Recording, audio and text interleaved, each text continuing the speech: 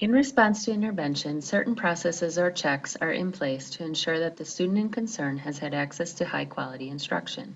The classroom teacher implements universal instruction and then differentiates using Tier 1 intervention options if a student struggles. The classroom teacher can seek coaching from a literacy coach, math interventionist, or ELL PST regarding universal and Tier 1 intervention. If a student still struggles, then a Tier 2 intervention is designed to give more intensive intervention and assessment. If a student is still struggling, then an intervention team meeting is scheduled to make a Tier 3 decision. At this meeting, if the team decides to move ahead with Tier 3, a research-based intervention is decided upon to be used in a small intensive group. Weekly progress is monitored with the appropriate tool. At mid-cycle, the team reconvenes and looks at progress. If no progress is made, then the intensity or frequency of the intervention is modified. After 3 to 4 more weeks, the team reconvenes. If no progress is made, then the team decides to proceed with a special education referral. RTI is not a path to referral, but a systematic approach to trying to find out what type of instruction a student can positively respond to.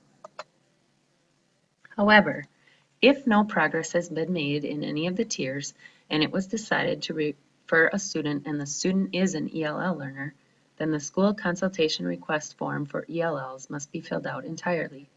Its purpose is to ensure that the team will have all background information necessary to make an informed decision. The form starts with the general information you see here. Then, students' language and background information is included. A brief yet explicit summary of strengths and concerns is listed. It is important to be explicit in the reasons for concern. A non-explicit example would be listing reading as the only concern. An explicit example would be the student does not comprehend text beyond a level 16, but the grade level expectation is a 40. He recalls very few details and cannot summarize events. A new addition to the form used in previous years is the history of instruction and interventions. A history of all interventions for every grade level needs to be included. Interventions can be found usually in the student's file. All other information should be able to be found in Infinite Campus. This sheet will help see patterns and trends in the student's education. A disability will show up in both languages in any of the areas listed. But a language issue will show a discrepancy between the first language and the second language. This form has been modified to include both languages in order to see if there are any patterns here as well. These parts are similar to the old form.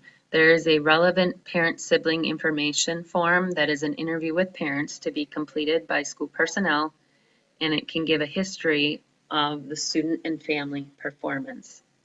Then at the bottom, there's the recommendation of the consultation team, which you see listed, and the team can add sheets as necessary to explain